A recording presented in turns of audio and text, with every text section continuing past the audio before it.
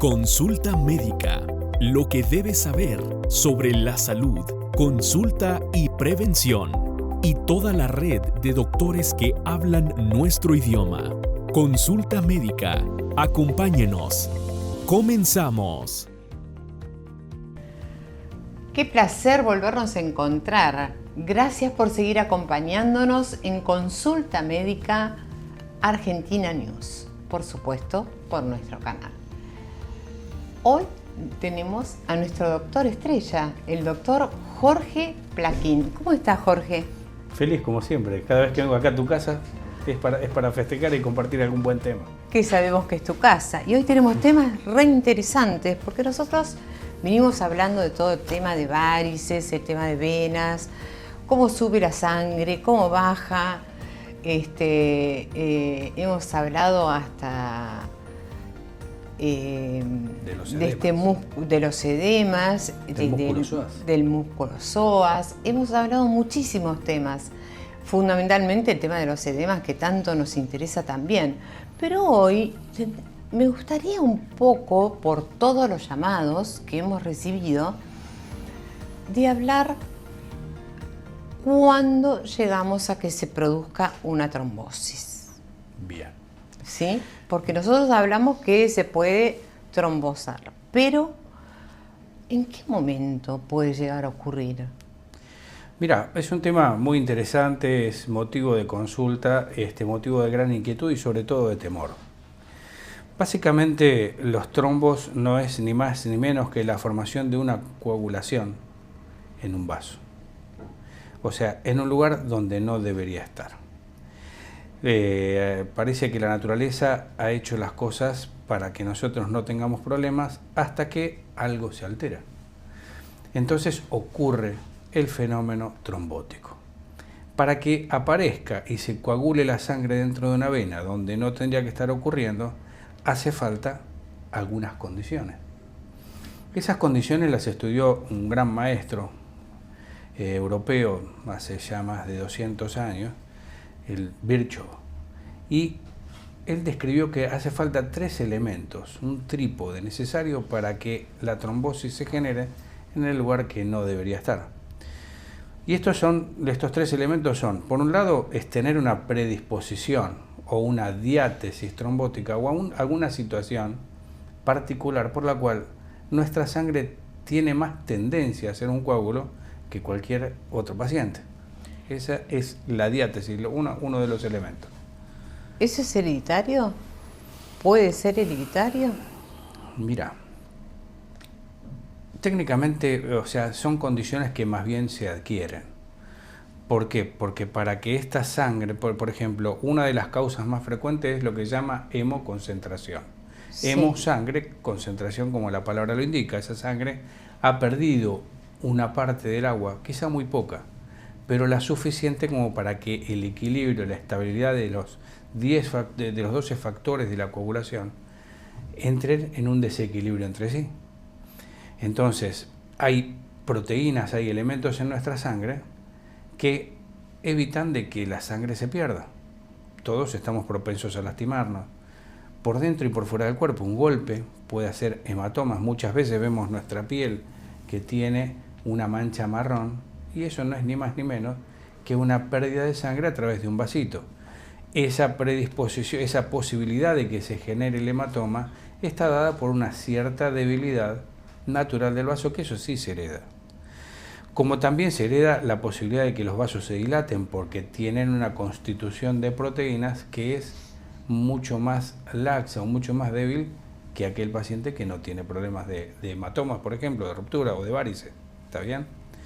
Eso es por un lado, o sea, la diátesis trombótica, que existen muchas causas y se estudian, se hacen, existe toda una especialidad que se denomina hematología, e inclusive dentro de la hematología quienes estudian el tratamiento y la consideración de los trombos, ¿no es cierto? En este caso que estamos hablando de el hematólogo, ¿no es cierto?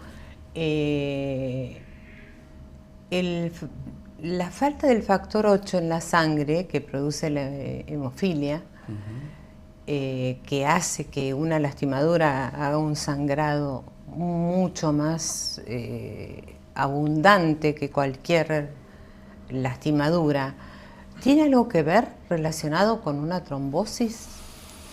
Bueno, básicamente en estos pacientes existe una cierta dificultad en la coagulación, o sea que es lo inverso, de manera tal de que eso ocurre en pacientes que o lo traen en forma adquirida o uno a propósito prolonga el tiempo de la coagulación de un paciente. O sea, yo puedo traer un trastorno coagulatorio desde la parte, desde los genes, desde el nacimiento. Sí, como es este caso. Como es este caso. O, por ejemplo, puedo tratar de prolongar en algún paciente que tiene predisposición a trombosarse o tendría que evitar la trombosis. Para eso tenemos fármacos. El más conocido es la aspirina. La aspirina lo que hace es lo que se denomina una antiagregación plaquetaria. Es una manera de coagulación que arranca a través de las plaquetas que tenemos en la sangre, que nosotros, como cirujanos, pedimos siempre un hemograma, un coagulograma y por sobre todas las cosas ver cuántas plaquetas hay. Porque si vamos a cortar al paciente para hacer algún procedimiento, acceder a un órgano afectado, tenemos que asegurarnos de que va a coagular. Claro. Entonces, eso tiene fundamental importancia en los estudios prequirúrgicos, es fundamental. Y tienen un número determinado, ¿no es cierto? Y hay que siempre considerarlo. Ahora, si yo tengo un paciente que tiene, por ejemplo, lo que se denomina un aleteo auricular o una fibrilación, o una válvula mecánica en el corazón, estos son fenómenos que ocurren en el corazón, tiene una predisposición particular a coagularse. En principio, porque una válvula mecánica o por ejemplo, una fibrilación generan de que exista una circulación anómala, aberrante, con trastorno. De manera tal de que, si yo tengo una aurícula, nosotros sabemos que el corazón tiene 4 compartimientos, 2 ventrículos y 2 aurículas. Sí. El lado derecho lleva la sangre al pulmón para que se oxigene, el lado izquierdo al resto del cuerpo. A veces, en personas mayores, por algunas situaciones de trastornos, por ahí un infarto en la aurícula o en un trastorno en la conductividad, esto es un gran capítulo dentro de la cardiología, que seguramente iremos abordando con el paso del tiempo. ¿Qué ocurre con esa aurícula? En vez de ir a 80 latidos por minuto, como es el corazón habitual, y se va a 120, 180, 300 y a veces más. Entonces, imaginemos lo que es 300 latidos en un minuto, es prácticamente una vibración. Esa vibración, más que mover la sangre, lo que hace es amasarla. En algún momento, esa sangre se quiere coagular. Entonces, el cardiólogo, hasta que haga un tratamiento definitivo, una ablación, una reversión de esa fibrilación, o hagan efecto las drogas, o el tratamiento que corresponda, es un riesgo trombótico, para lo cual se hace un tratamiento preventivo, que puede ser con antiagregantes o anticoagulantes.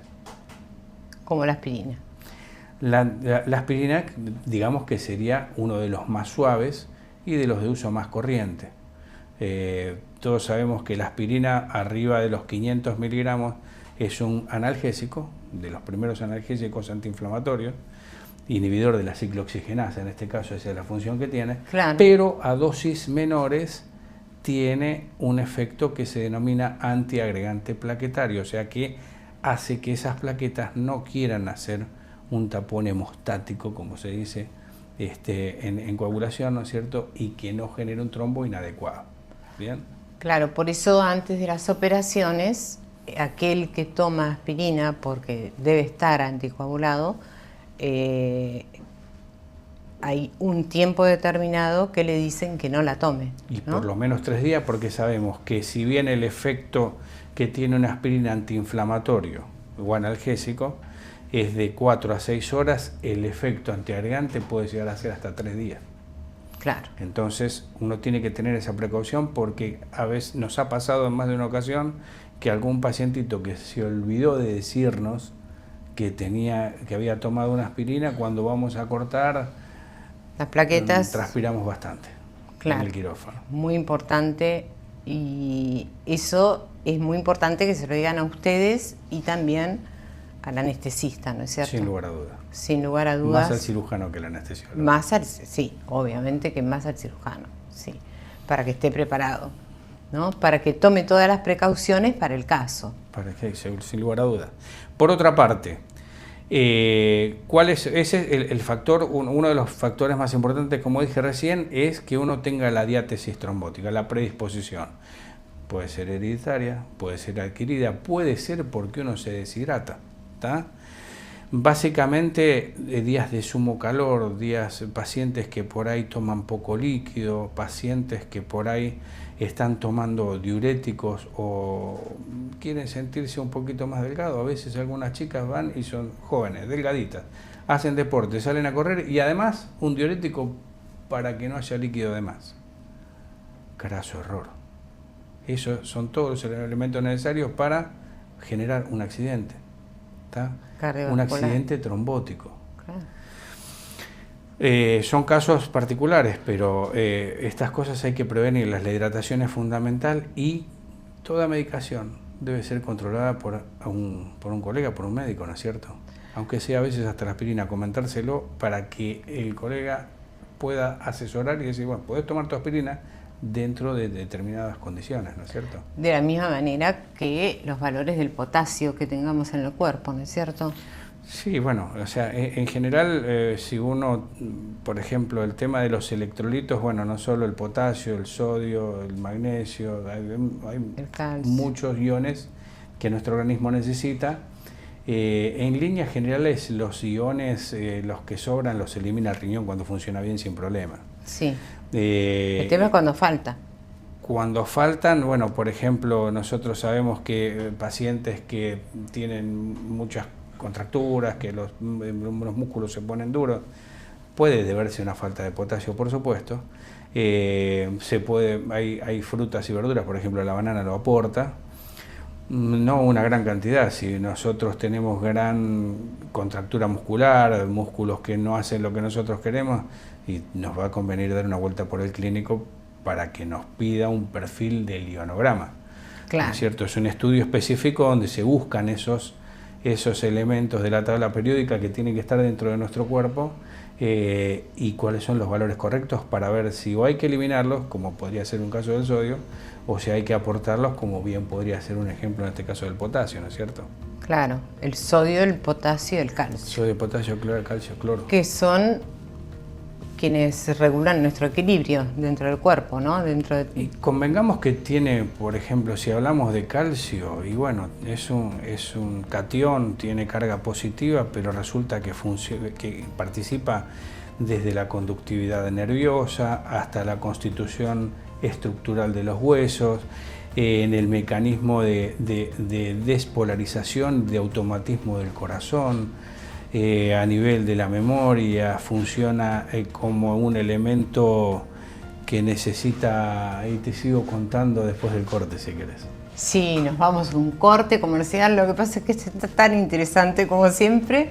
Vamos a un corte comercial, enseguida volvemos con nuestro doctor estrella Jorge Plaquín. No se vaya. Vamos a una pausa y regresamos. En Consulta Médica estamos listos para asistirlo con su cobertura de atención médica o una cita con el doctor de su preferencia. Recuerde que este valioso servicio es sin costo. Somos orgullosamente locales. Hable para una cita.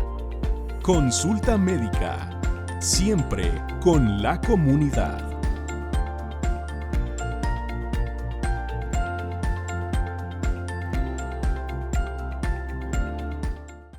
Continuamos en Consulta Médica. Bueno, seguimos, gracias por esperarnos en Consulta Médica por Argentina News.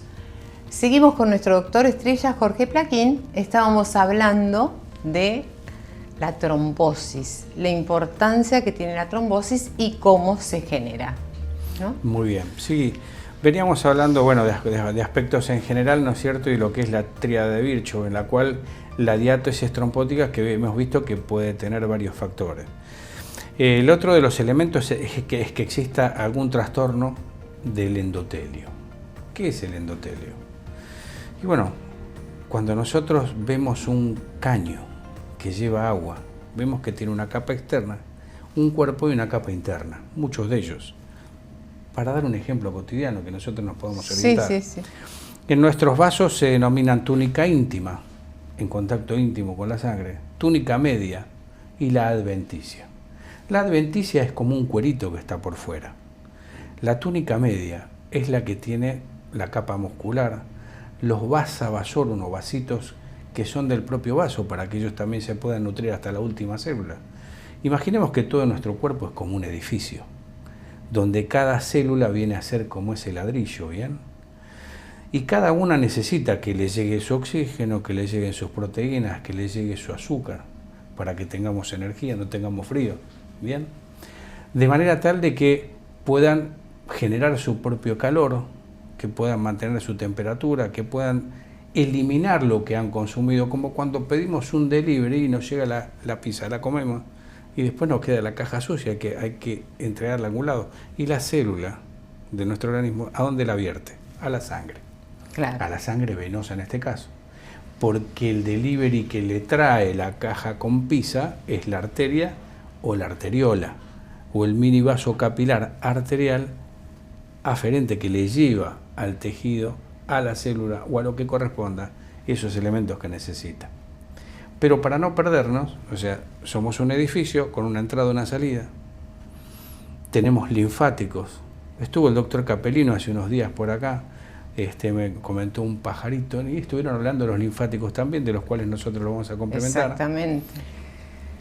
Y básicamente estos vasos tienen que estar permeables. Para que estos vasos estén permeables tenemos una cobertura interna que se denomina endotelio. Endo de adentro, telio, tela, fina, delgada, delicada, que no es solo una cobertura, es un órgano en sí mismo, que si nosotros nos seguimos haciendo más chiquititos para verla más de cerca, imaginemos que fuesen como esas placas de una cerámica bien pulida, pero si nosotros las acercamos aún más, esa cerámica pulida tiene una textura. Esa textura se denomina glicocálix y lo vamos haciendo cada vez más complejo. Imaginemos que nosotros somos tan chiquititos que entramos dentro de ese glicocálix. Nosotros veríamos como si fuese un bosque. Sí. Cuando venís volando por un avión y ves el bosque de arriba, ves todo verde. Es casi todo igual. Bueno, ese glicocálix es ese bosque. Si nosotros nos metiéramos en el bosque, ahí abajo pasan las cosas. Están los monitos en la copa, están los insectos, están las serpientes, está el intercambio de oxígeno, está todo lo que ocurre en el endotelio, donde ese es el que deja pasar y deja salir. Es fundamental el glicocálix. Hay unos investigadores que nos han dotado de unos trabajos ahora que nos han abierto la posibilidad de estudiarnos y darnos cuenta qué es lo que hace. Es la alteración de ese bosque. Si nosotros tuviéramos que los arbolitos no están más, veríamos la tierra por debajo.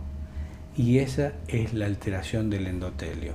Es lo que viene la sangre, ve que algo está mal ahí, las plaquetas, los factores de la coagulación, y quieren reparar ese lugar que se ha dañado de nuestro bosque virtual, ¿no es cierto?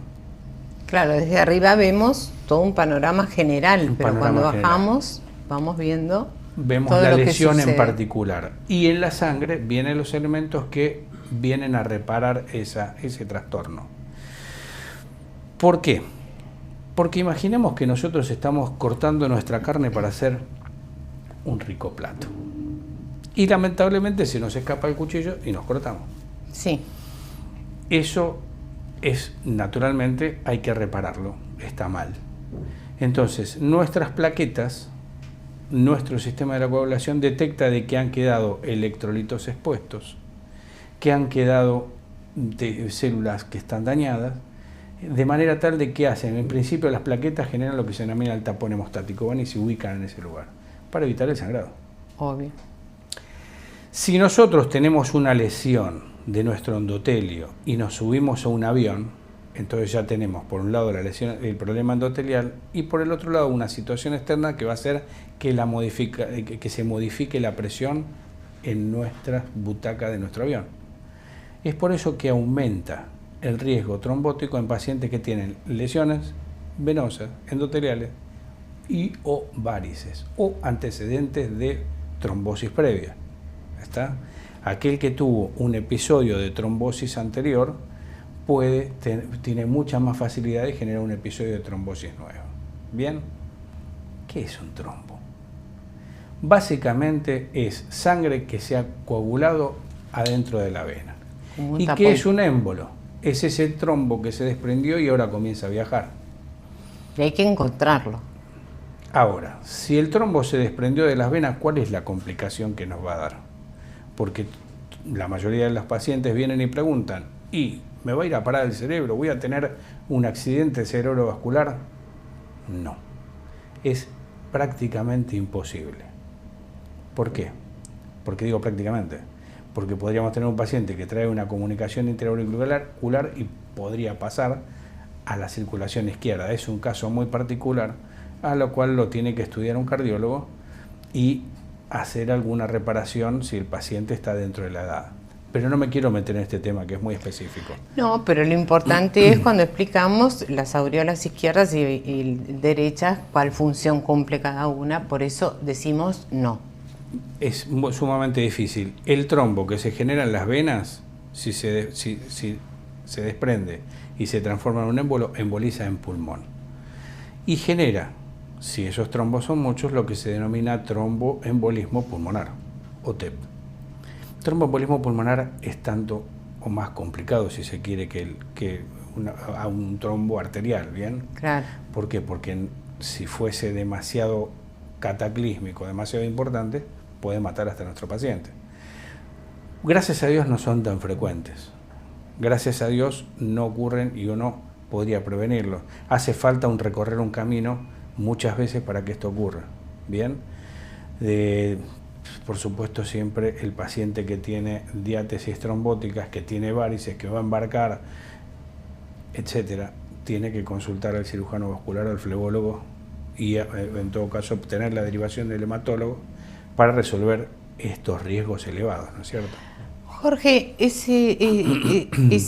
esa trombosis que se ha generado, que es como si fuese una masa de sangre, ¿no?, conjunta, cuando empieza a viajar, ¿qué estudio hacemos para poder tomarla lo más rápido posible y que no dañe más allá de lo que tiene que dañar, ¿no?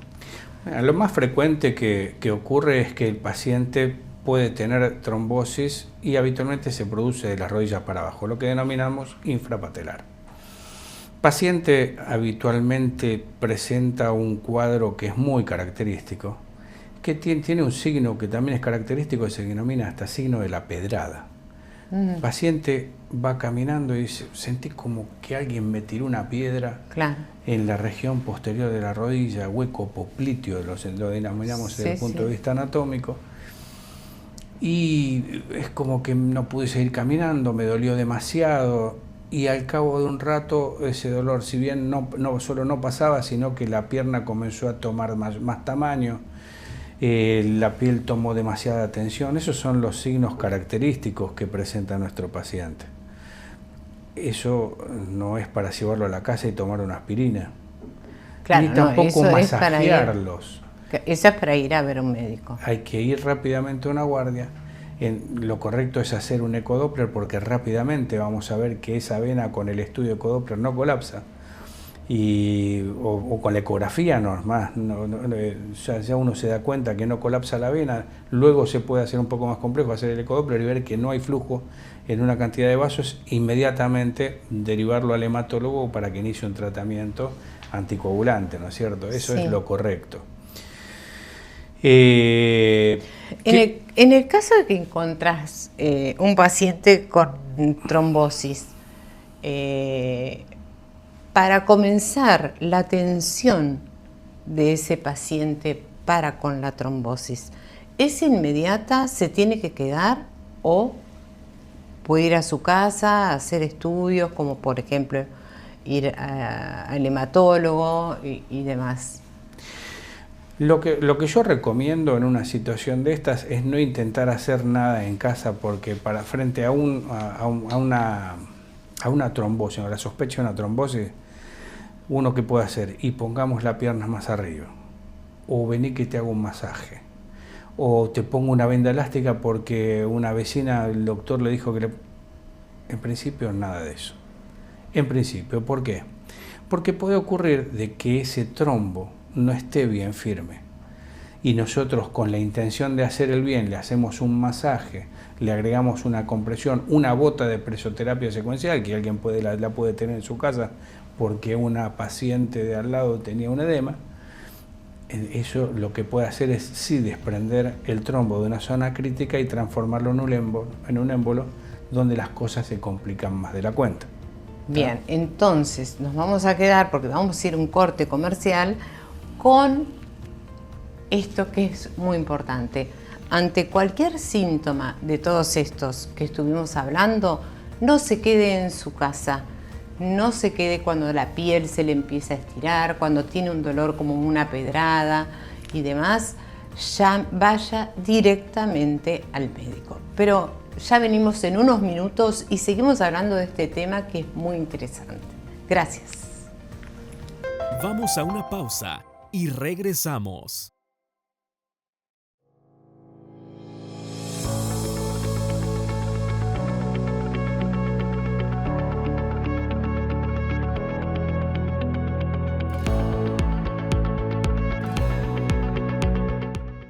Continuamos en Consulta Médica. Continuamos con Consulta Médica por Argentina News. Yo soy María José Mamblona, su presentadora, y seguimos con nuestro doctor estrella, el doctor Jorge Plaquín. Jorge, estábamos hablando de la trombosis, que empezamos a hablar en un principio, y vimos 3 partes. Ya hablamos de 2. Faltaría hablar de otra parte, ¿no? Sin lugar a dudas. Mira, para que la gente entienda qué es una trombosis, ¿viste una morcilla alguna vez? Sí, sí. Bueno, imagínate no que me agrado. La pielcita sería la vena y la sangre coagulada está adentro. De manera tal de que es un ejemplo extremo el que acabo de dar, pero en pero bien práctico. Sirve para ilustrar qué va a pasar después. Nah. Esa sangre que se ha coagulado, ese tapón que se ha hecho dentro de una vena que no debe estar, y va a desencadenar una cantidad de procesos en los cuales normalmente se denomina trombolisis. Para eso existen lo que se denominan enzimas trombolíticas, que están dentro de nuestra sangre y comienzan a actuar. Ahora, ¿cómo podría ilustrarte esto? ¿Te acordás del viejo Pac-Man? Sí. Bueno, imagínate que esa enzima trombolítica es como un pequeñísimo Pac-Man que comienza a comerse la morcilla, que nosotros no tenemos en la parrilla, sino que ahora está dentro de nuestra vena. Y va a tardar un tiempo. Al cabo de buen tiempo, nuestros Pac-Man prácticamente le han dado permeabilidad de nuevo a la vena.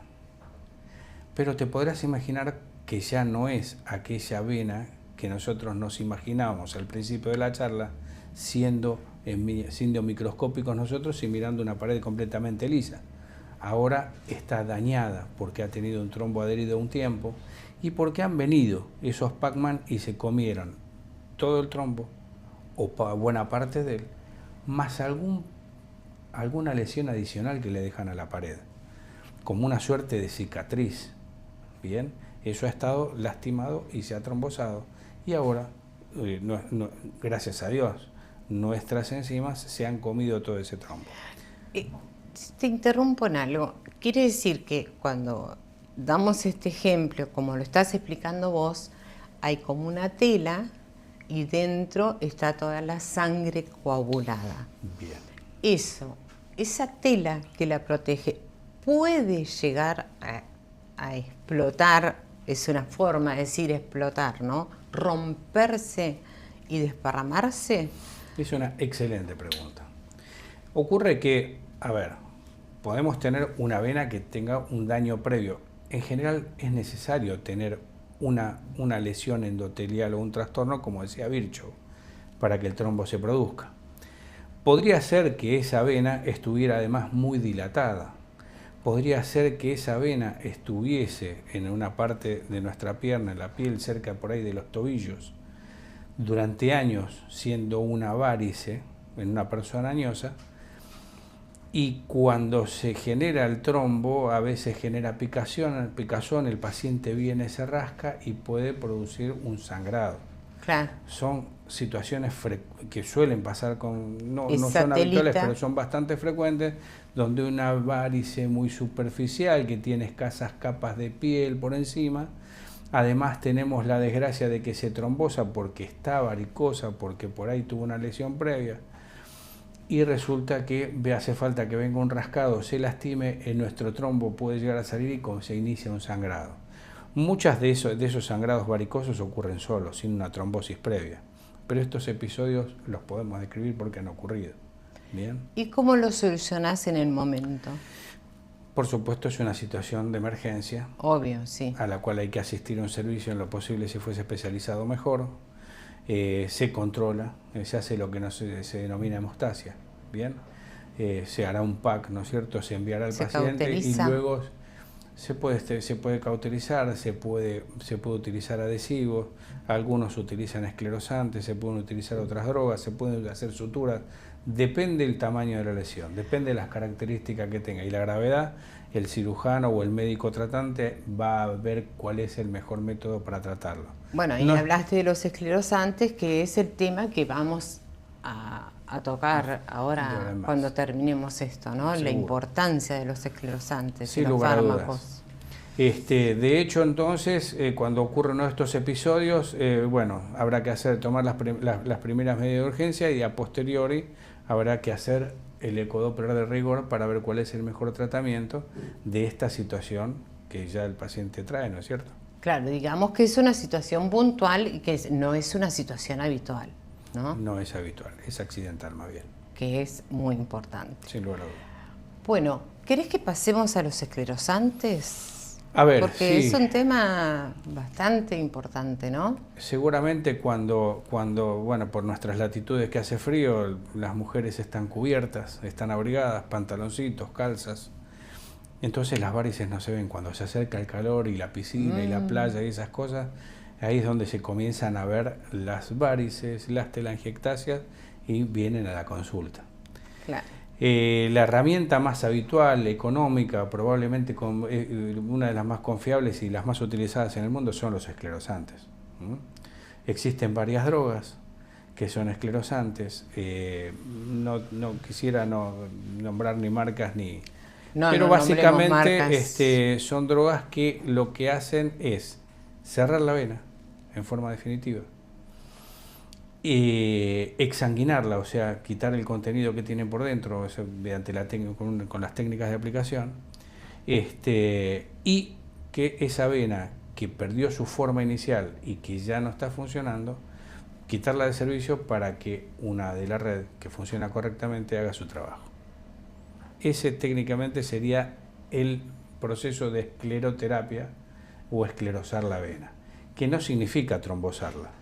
En cierto modo, lo que hablábamos recién, la diferencia entre un trombo y una escleroterapia es que uno es un proceso patológico y acá estamos cerrando una vena. El objetivo no es generar trombo, sino escleroterapia, o sea que se cierre la vena. En escleroterapia, cuando cerramos una vena, ¿esa vena le hacemos un puente hacia otra o queda cerrada? A ver, imaginemos que muchas veces se define o se describe el territorio venoso como si fuese un árbol.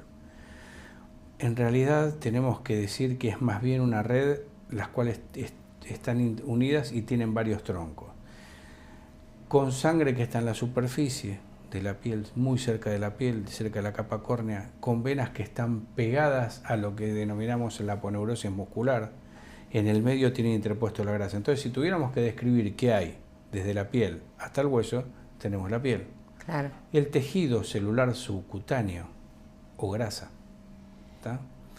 Tenemos la aponeurosis muscular, que es como una capa, una suerte como de tela o pequeño cuero que cubre el músculo, otra masa aponeurosis, el periósteo y el huesito, ¿bien? Por definirlo rápidamente. Entonces sí, hay una cantidad de elementos. Entre la superficie y entre la superficie de la piel y lo que sería el músculo, tenemos el espacio epifacial que está por fuera de la fascia. Y ahí es donde nosotros los cirujanos vasculares y flebólogos buscamos los vasos que no están bien para tratarlos, porque tienen una comunicación de los superficiales con los que están en el plano más profundo, y estos, a su vez, a través de venas que perforan el músculo, alcanzan las grandes venas cerca del hueso.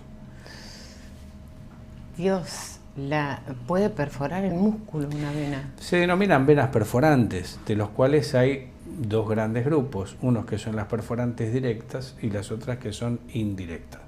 Las directas llevan la sangre directamente de los vasos más grandes de la superficie hacia la profundidad sin que se interponga un árbol vascular dentro del músculo. Por eso se denominan directas. Las indirectas llevan la sangre de la superficie al interior del músculo. Antiguamente se decía que se generaba un lago venoso dentro del músculo y otra vena tomaba el camino hacia el sistema profundo. Hoy por hoy vemos que, sobre todo lo podemos estudiar con nuestros ecógrafos de alta definición, y vemos que la fisiología es más frecuente encontrar patología o trastorno con estas venas indirectas, las que llevan la sangre desde los lagos internos al músculo. Claro. A veces el viaje de esta sangre dentro del músculo hacia la superficie es bastante, ¿cómo te puedo decir?, bastante largo y con bastantes accidentes en el camino, a tal punto de que en el trayecto muscular estas venas, algunas, adquieren un formato que al ser comprimido por el mismo músculo pueden terminar bombeando en el sentido antifisiológico, o sea, al revés.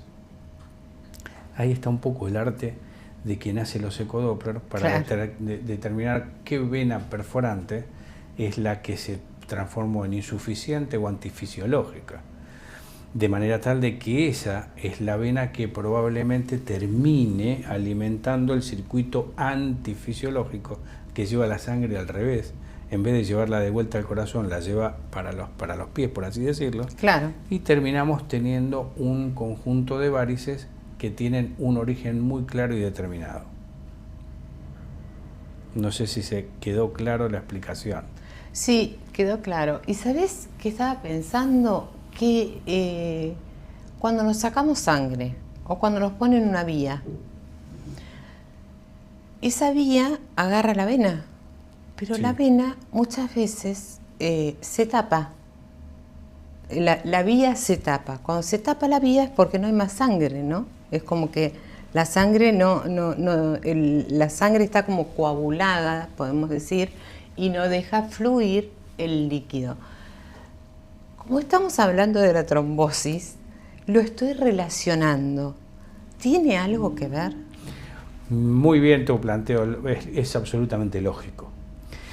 Paciente que tenemos acostados por ahí en un servicio de clínica y lleva varios días o tiene algún otro padecimiento, muchos padecimientos, algunos tumores, algunas alteraciones de infecciones generales, septicemia, tienen en sí una incidencia en la formación de trombos. De manera tal de que van a estar con una vía mucho tiempo. Pero si querés, lo podemos seguir tratando, como es un poquito largo, después de la... Me encantaría, pausa. Porque es un tema muy interesante y muy habitual. ¿Sí? Mucho más habitual de lo que uno piensa. Vamos a ir a un corte comercial. Vamos a pedirles que nos sigan esperando, no nos abandone, siga con nosotros. Soy su presentadora, María José Mamblona, y ya volvemos. Vamos a una pausa y regresamos.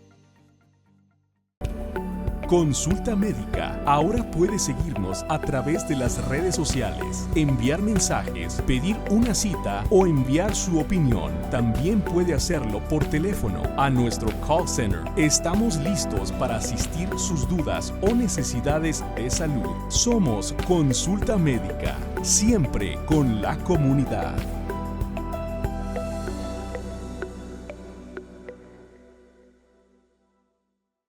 Continuamos en Consulta Médica. Gracias por esperarnos. Seguimos en Consulta Médica con nuestro doctor estrella Jorge Plaquín. Antes de ir al corte comercial, estábamos en un tema mucho más común de lo que uno cree, ¿no es cierto? Como estamos hablando del tema de la trombosis, decimos que cuando nos colocan una vía, ¿no? Y esa vía se tapa, esa vía hay que cambiarla porque el líquido no fluye, sí se asemeja a una trombosis. Esa era la pregunta. Y de ahí arrancamos de nuevo, porque es muy interesante, ¿no? Hay mucha gente que lo sufre y mucho. Sin lugar a dudas, es muy buena pregunta, es casi habitual que en pacientes que llevan varios días de estar en cama por algún padecimiento, tiene una vía para hidratación, ¿por qué se coloca? Los pacientes a veces se enojan y dicen, ¿por qué tengo que tener conectado con tantas cosas? Y porque es la forma que nosotros más fácilmente podemos administrar las medicaciones y los elementos que el paciente necesita para funcionar. Entonces, esa vía es una vía de acceso en la cual nosotros la tenemos que mantener permeable. De manera tal de que clásicamente se coloca una pequeña agujita que se denomina butterfly o mariposa, porque tiene formita de mariposa. Otras veces solemos colocar set de punción flexibles que están hechas de un plástico, un polímero. Los polímeros tienen menos posibilidades de generar una trombosis porque no son tan fáciles de absorberse, por eso uno de que se peguen las plaquetas a sus paredes, ¿no es cierto? De hecho, entonces, cuando uno tiene una cánula metálica, es un elemento extraño. Claro. Nuestras plaquetas no lo reconocen como propio y alguna de ellas puede querer iniciar un proceso de agregación plaquetaria con una suerte de obstrucción de nuestra vía de acceso de medicamentos. Por eso, cuando el tiempo de administración o de mantener esa vía es más prolongado o es necesario, entonces ya se colocan los flexibles o en ocasiones se hacen canulaciones, se pasan catéteres de mayor calibre directamente adentro del paciente por un acceso quirúrgico. Eso se denomina canulación, ¿no es cierto? Claro, eso sería como, por ejemplo, cuando una persona se hace diálisis, ¿no? Hay una cánula. Excelente pregunta, porque paciente que se tiene que dializar necesita un acceso casi cotidiano o día por medio, más allá de los 3 días no se recomienda no hacer una diálisis. Entonces lo que se hace es lo que se denomina una fístula arteriovenosa para hemodiálisis, o un acceso de hemodiálisis. Eso habitualmente lo hace el cirujano vascular, donde toma un vaso que naturalmente es de pequeño calibre, como podría ser una vena cefálica que va por la superficie de nuestro brazo, y se la conecta a una arteria de mayor calibre, de manera tal de que se hace un puente que no en la naturaleza no existe, sino que es artificial, creado por el cirujano, para que se modifiquen las características de esta vena y en cierto modo la arterialice, la transforme de vena en arteria. Entonces sea más fácil de encontrar, tenga mayor calibre, se adapte con paredes más gruesas y no sufra tanto, ¿no es cierto?, los embates de las punciones casi cotidianas. De manera tal entonces que a nuestro paciente ahora se le puede colocar un set de punción de calibre como para que se pueda deslizar en forma cotidiana. Qué interesante, porque creo que en este universo que empieza con las varices, de alguna manera, ¿no? No es que empieza con las varices, sino que comenzamos a hablar de las varices, qué amplitud tiene, ¿no? La especialidad de ustedes, qué abarcativa que es. Ya hablamos, obviamente, de que está la circulación de la sangre, cómo sube la sangre, por dónde sube, cómo baja, por dónde baja, pero la amplitud es mucho más grande en el universo de esto, de lo que cualquier persona puede llegar a pensar. Sinceramente, la sangre va hasta lo más recóndito de nuestro cuerpo. Desde lo más grande a lo más pequeño pasa sangre. Tejido que no es bañado por sangre se necrosa. Claro. Necro, muerte. ¿Está? O sea, necrosis es la muerte de los tejidos. De manera tal de que todo tiene que estar irrigado. Hasta el folículo piloso tiene que tener su arteriolita que le lleva la sangre y la vénula que la retira lo que ya está usado. De manera tal de que uno tiene que estar atento a lo que pasa desde el corazón hasta el pequeño capilar. Se alteran los capilares en la diabetes, se alteran los capilares con el frío, se alteran los vasos más grandes cuando existen las diátesis trombóticas, como decíamos recién, y podemos en algunos casos tratar con alguna medicación que técnicamente es agresiva para los vasos, con el objeto de eliminarla porque ya no sirven, como puede ser una varice o puede ser una telangiectasia. Las telangiectasias son las arañitas y es lo que nos trae a la paciente a la consulta en forma cotidiana. La arañita es completamente antiestética y no es ni más ni menos que la proliferación de un pequeño vaso capilar donde tiene dificultades para terminar su circuito de retorno venoso.